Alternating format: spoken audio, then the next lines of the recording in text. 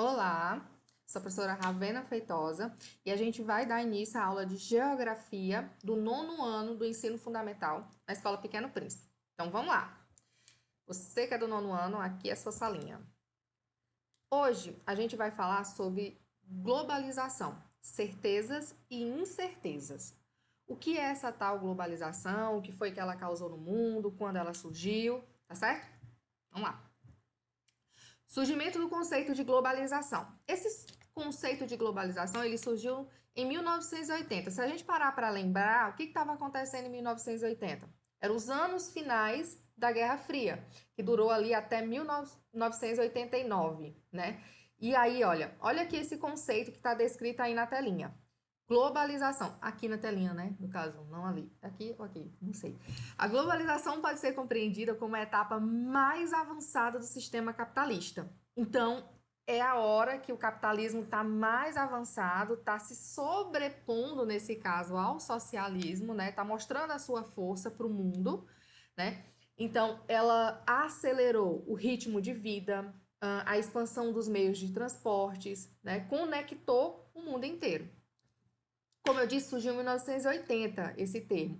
E ele foi mais difundido porque jornalistas políticos começaram a falar nesse termo, globalização, globalização, para tratar de políticas neoliberais, que são aquelas que têm pouca intervenção do Estado, tá? Então, surgiu, bora gravar, surgiu em 1980, né? E foi difundido por esses jornalistas por causa, né, do crescimento de políticas neoliberais.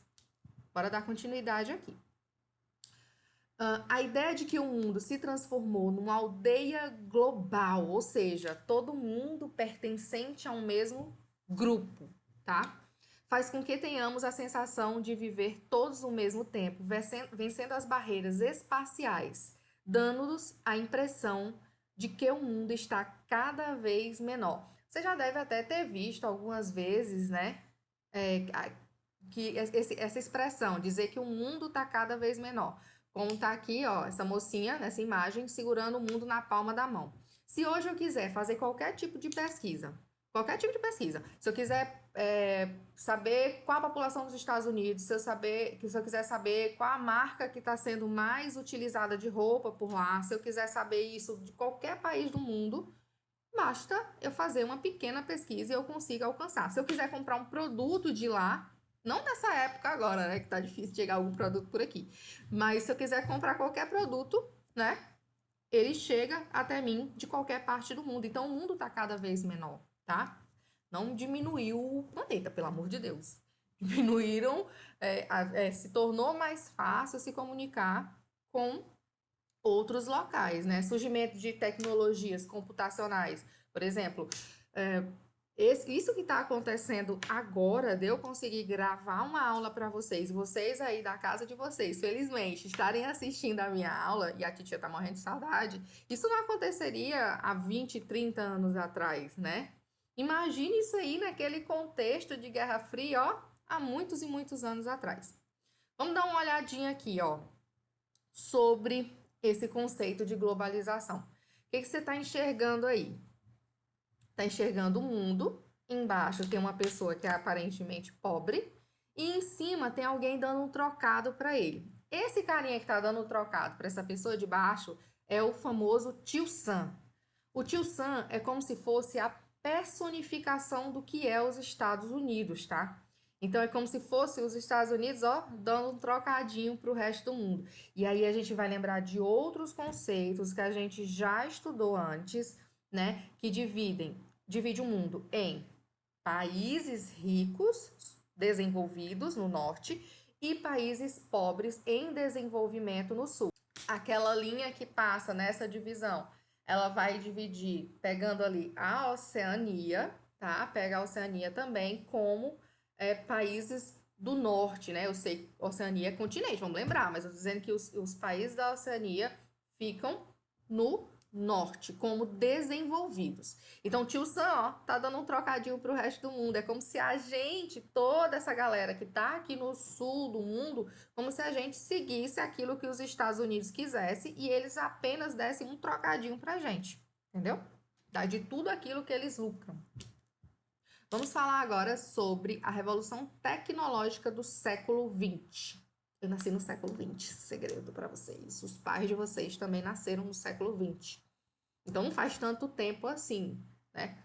Se eu disser assim para vocês, no século passado, nossa, eu assim no século passado, mas nem parece essa carinha. Bora lá. Os avanços tecnológicos são resultantes do processo de destruição criadora da economia mundial. Ciclos, ondas de inovação tecnológica da economia mundial. Então, ao longo da história, houveram grandes revoluções, grandes mudanças na tecnologia, na inovação para aquela época. Então, a primeira onda, olhem para cá, né? Enxerguem aqui. Eu não consigo ainda saber para qual lado está o slide. Então, vamos lá. Força hidráulica, têxteis, ferro, entre 1785 e 1885. Quando chegou em 1885, teve uma novidade aí. Vapor, ferrovias, aço, né? A terceira onda, eletricidade, químicos, motor de combustão interna. E aqui foi possível, né? Esse motor de combustão interna, surgir aí os carrinhos aí. Tá? A eletricidade mudou completamente a vida. A quarta onda, petroquímicos, eletrônicos, a aviação ficou muito mais desenvolvida, né? Redes digitais, softwares, nova mídia, nessa quinta onda que ocorreu de revoluções tecnológicas no mundo. Então, daqui a algum tempo, vai existir outra revolução tecnológica e a gente vai lembrar dos softwares, das redes digitais como algo, ó, no passadão, sabe? Então, a gente espera sempre uma nova onda tecnológica. Quando um conjunto de inovações atinge uma aplicação produtiva, as tecnologias anteriores são abandonadas, visto que deixam de criar produtos capazes de competir com os novos produtos do mercado. Então, aquilo que é antigo, né, que é aquilo que se surgiu uma coisa nova. Por exemplo, vou mostrar aqui para vocês esse telefone, né? Esse telefone fixo pode existir o melhor telefone fixo que me ofereça várias coisas, isso e aquilo, mas para mim esse telefone fixo já não é tão útil. O que a gente utiliza hoje? Não é o celular? Então, podem fazer revoluções em cima desse telefone fixo que ele não vai ser tão útil para mim, né? Hoje, quantos de vocês têm telefone fixo na casa de vocês? Levanta a mão aí que eu tô vendo, todo mundo. Muito bem, pouquíssimos, né? Então, pouquíssimos de vocês ainda utilizam telefone fixo, que daqui a algum tempo, né? Até criança de 2, 3, não é certo, tem celular. Então, a gente hoje costuma utilizar muito mais o celular do que o telefone fixo, né? Então, vamos dar continuidade aí. O surgimento do automóvel e da eletricidade, né? Lembra que eu falei agora há pouco sobre o surgimento do motor de combustão? Foi possível o surgimento de carros incríveis como esse daí.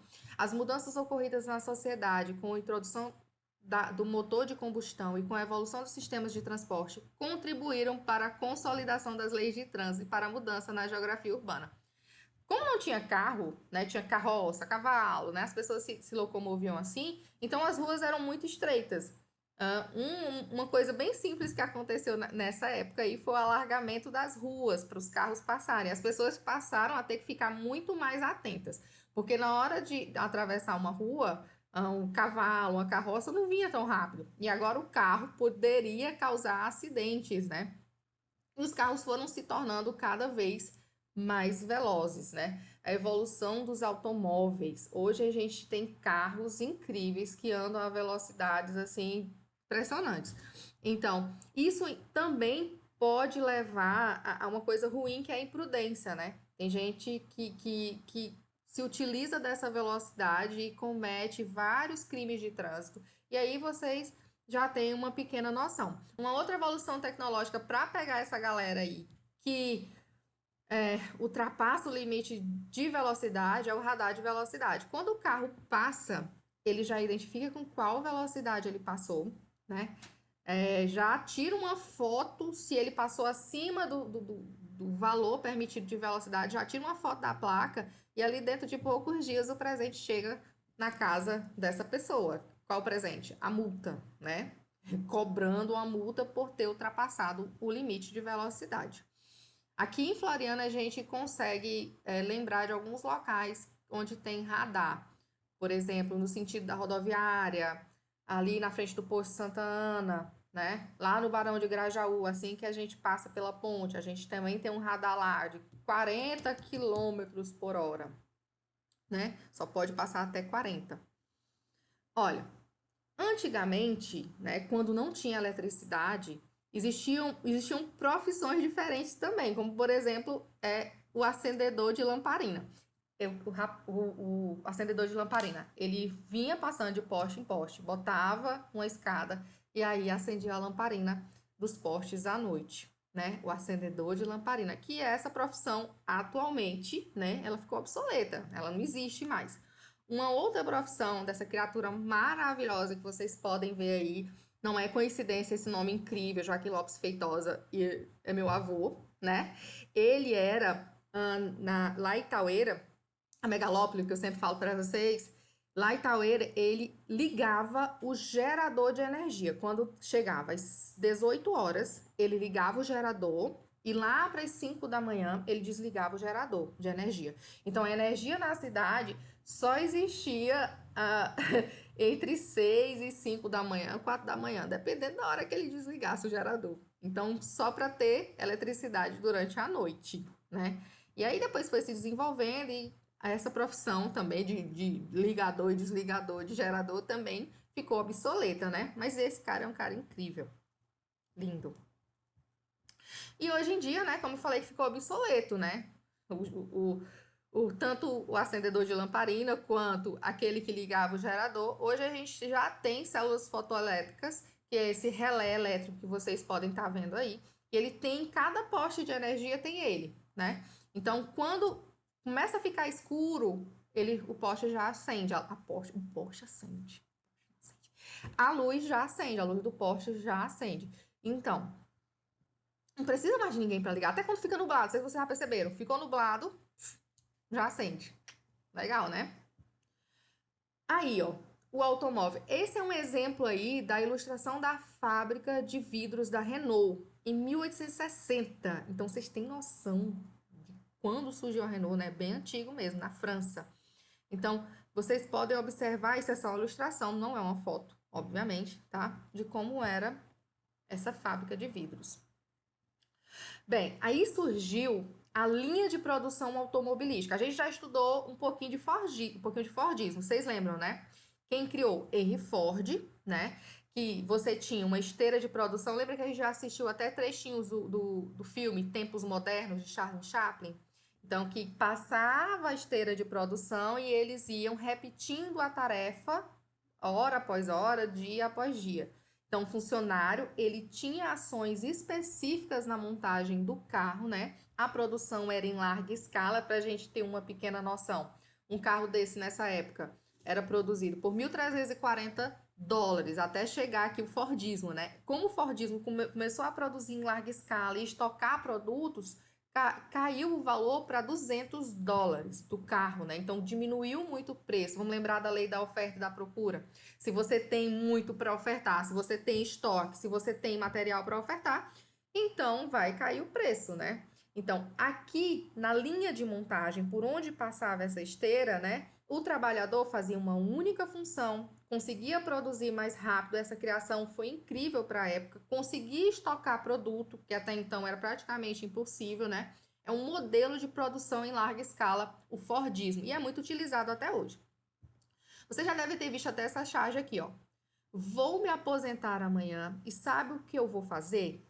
Andar até o fim dessa linha de montagem e descobrir o que eu estou fazendo há 30 anos. Então, ele fazia tanta mesma coisa, mas ele fazia lá no início da produção. Ele não sabia nem qual era o produto final, né?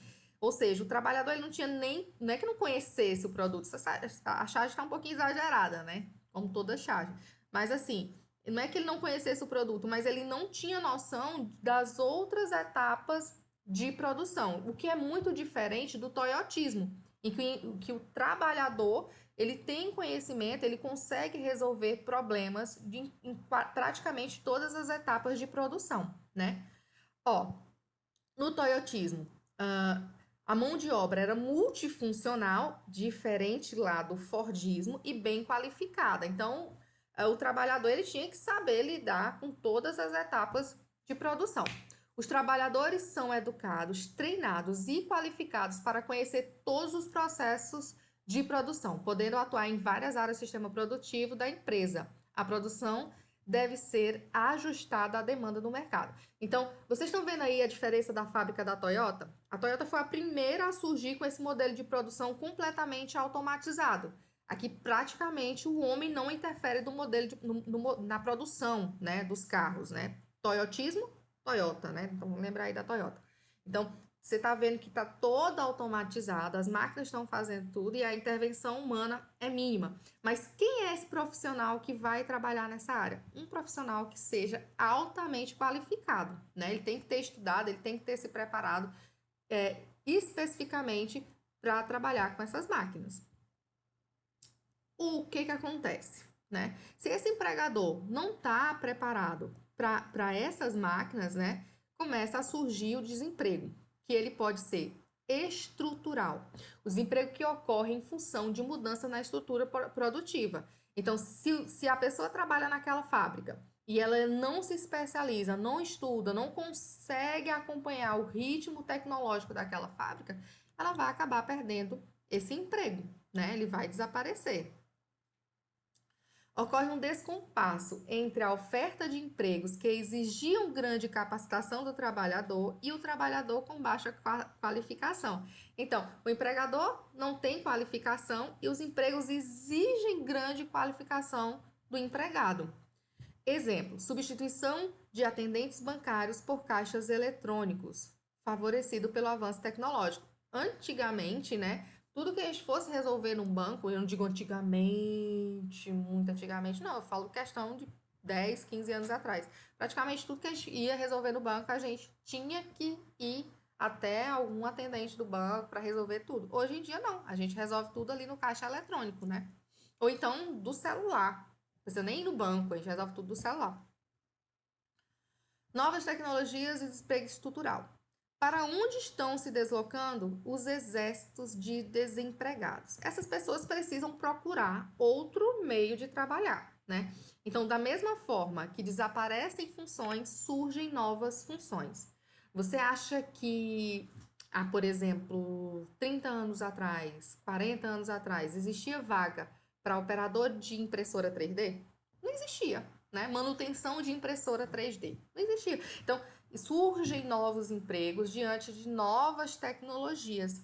As novas tecnologias exigem outras habilidades do trabalhador e criam modalidades profissionais inéditas. Então, o trabalhador aqui passa a ter outras funções, existem novas profissões, antigamente existia, por exemplo, que ficou obsoleto também, um curso que muita gente fazia, principalmente mulheres na época, era o curso de datilografia, para usar aquelas máquinas de datilografar. Hoje em dia isso não existe mais, né? Hoje em dia quase não aparece nem curso de digitação, imagine de datilografia. Então, o que a gente diz aqui? Que os colarinhos azuis foram substituídos pelos colarinhos brancos. Então, vocês viram até no livro de vocês. O que são esses colarinhos azuis? Esses colarinhos azuis são as pessoas que fazem trabalho manual, que precisam exercer uma força, né, durante o trabalho. Esses colarinhos brancos, eles não têm essa necessidade, né? Então, começam a surgir novos tipos de emprego, novas possibilidades, novas profissões. Educação e mercado de trabalho. No mundo globalizado, o acesso à educação é fundamental. Mas será que os países acompanham a educação, acompanha a evolução tecnológica desses países? Quando surgem novas tecnologias, será que os países acompanham esse surgimento, ofertando qualificação para essas pessoas, educação para elas se qualificarem? Em plena era da informação e da revolução técnico-científica, essa revolução técnico-científica informacional, ela faz parte da terceira revolução industrial, tá? A gente já comentou sobre isso outras vezes. A qualificação da mão de obra exige novas habilidades. O operário, antes treinado para uma função, agora deve desenvolver habilidades mais elaboradas e deve ser criativo e deve procurar outras formas de resolver aquele problema, né, que ele possa encontrar no meio de trabalho dele. A educação não passou pelas mesmas transformações significativas. Então, como eu havia dito, não teve esse acompanhamento, né? Não, a educação não se transformou da mesma forma que a tecnologia se transformou.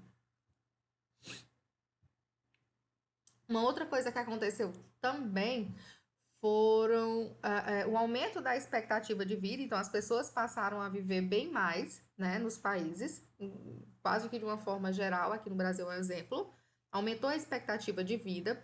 E essas pessoas que se tornaram idosas, aumentou a quantidade de idosos, começaram a perder vagas no mercado de trabalho. Houve também esse descompasso. E sobre esse descompasso na educação, né, a gente tenta suprir, a Unesco também fez uma pesquisa aí, né, e ela incentiva o desenvolvimento da educação, né, a evolução da educação, que ela chegue a todos.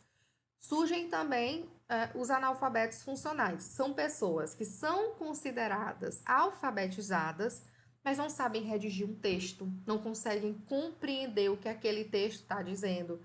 Essa pessoa ela não consegue desenvolver aquilo que uma pessoa realmente alfabetizada consegue desenvolver, tá certo? Também, além do analfabeto funcional, nós vamos ter outro tipo, né, de analfabetismo, que é o analfabeto digital. Vamos olhar aqui essa charge. A senhorinha diz assim no caixa eletrônico: agora a bicha tá mandando ler os códigos de barra. A outra diz: um fino, um grosso, um fino, um fininho, um fino, um branco, um grosso, um grosso. Então, ai Jesus, peraí. Então, são pessoas que não conseguem, né? Não conseguem lidar com as novas tecnologias que deveriam ser acessíveis para todo mundo, né? Essas pessoas elas não conseguem resolver problemas que teoricamente seriam bem simples de ser resolvidos. A globalização dos mercados e os fluxos de transporte e informação. Vamos lá, em 1900 uma embarcação demorava 7 dias para fazer esse percurso que vocês estão enxergando aí, tá certo? De Londres até Nova York. 1940, 4 a 5 dias. 1950, 18 horas um avião demorava. E hoje ela acontece em 3 horas. Então, é como se os espaços, as distâncias estivessem mais curtas, como se não tivesse tão distante assim, né? Houve uma ampliação da rede de comércio mundial com a globalização, então o mundo ficou mais conectado. Vocês devem estar ouvindo muito falar, por exemplo, sobre o coronavírus. De que forma eu posso dizer que hoje em dia é muito diferente a evolução do coronavírus da época da gripe espanhola em 1918? O que aconteceu o que está acontecendo diferente? Hoje em dia o mundo está muito mais conectado, né? As pessoas percorrem longas distâncias no curto espaço de tempo. Então, gente de toda parte do mundo viaja para toda parte do mundo. Por isso que o coronavírus ele se difundiu, se espalhou muito mais rápido, né, do que a gripe espanhola em 1918. Porque hoje os transportes são muito mais velozes, as pessoas andam mais distâncias num curto espaço de tempo, né? Nessa época aqui, houve uma ampliação, né, da rede de comércio mundial e é isso. Vamos dar seguimento aqui. O que está acontecendo hoje com essa ampliação do comércio que eu acabei de falar para vocês? Alguns países, eles não produzem. Às vezes você vê uma marca que é made in Estados Unidos, mas aquele produto não foi feito lá. Foi feito em outro país, por exemplo, no México, na Índia, na China, né? E enviado para lá. As fábricas são genuinamente estadunidenses, só que a produção não ocorre lá. Por que mandam para esses países considerados subdesenvolvidos ou em desenvolvimento? Por que mandam para esses outros países? Nesses outros países, a mão de obra é muito mais barata. As cargas horárias de trabalho são enormes, né? Então, eles conseguem fazer o mesmo produto com a mesma qualidade que fariam no seu país, só que muito mais barato, né? E isso só é possível por causa de uma facilidade nessa rede de transporte, de comunicação, né? Que permite que pessoas do outro lado do mundo, ou pessoas em países próximos ali, consigam fazer o produto que é vendido lá nos Estados Unidos. Olha esse exemplo aqui, ó. A pessoa deu essa resposta: fazemos computadores, mas não sabemos como operá-los. Isso aqui é um exemplo muito claro do que é essa má remuneração, do que é esse trabalho em condições subhumanas, gente muito nova trabalhando, gente menores de idade, crianças, idosos, sendo expostos a longas cargas horárias de trabalho. Então, esse tipo de trabalho é subhumano, né? Olha, a influência cultural estabelecida por determinadas nações sobre outras. Olha essa imagem aqui. O que que tá te remetendo a essa imagem? Essa imagem aqui, a pessoa entra, né, diferente das outras, aí quando ela passa por aqui, por essa catraca, ela sai igual, né? É como se a mídia nos incentivasse a fazer tudo sempre igual, tudo sempre da mesma maneira, e nós ficássemos como robozinhos, né? Só repetindo aquilo que é dito que é bom pela mídia. E que cultura que é mais difundida pelo mundo? A cultura americana, né? A dos Estados Unidos. É ela que é considerada pela mídia a cultura ideal, é a forma de vida que eu quero alcançar, é o corpo que eu quero alcançar, é a marca que eu quero usar. A maioria dessas coisas vem de lá dos Estados Unidos. Então, onde é que isso é propagado? Como é que isso chega até mim? Pelas mídias sociais, né? Pela televisão, pelo rádio, pela internet, né? A gente costuma sempre dizer, né, nas nossas aulas que o Instagram hoje é a grande mídia social que influencia muito as pessoas a fazerem as coisas da forma como aqueles influenciadores querem, né? A globalização ainda influencia, né, no tempo em que as pessoas demoram para adquirir certos produtos. Ó, em 1886, o tempo para que 25% dos estadunidenses adquirissem determinados produtos. 886, 55 anos. 26 anos. 1953, 30 anos. 75, 16 anos. 83, 13 anos. 93, 7 anos. Então tá cada vez mais rápido. Quando a gente vê um produto, a gente já tem vontade de comprar. Aqueles que são produzidos vão se tornando obsoletos. Lembra que a gente estudou obsolescência programada, que é quando um produto ele já é feito para não durar muito tempo. Por exemplo, os iPhones hoje, eles são produzidos hoje, né? Mas no momento que está sendo produzido está sendo divulgado difundido esse iPhone, eles já estão pensando praticamente nos 2, 3, 4 próximos iPhones que vão ser lançados, né? Então, é muito difícil a gente conseguir acompanhar essa obsolescência programada, que é quando os produtos deixam de ser tão funcionais num curto período de tempo. Foi um prazer inenarrável estar com vocês, porém estou sentindo falta desse retorno.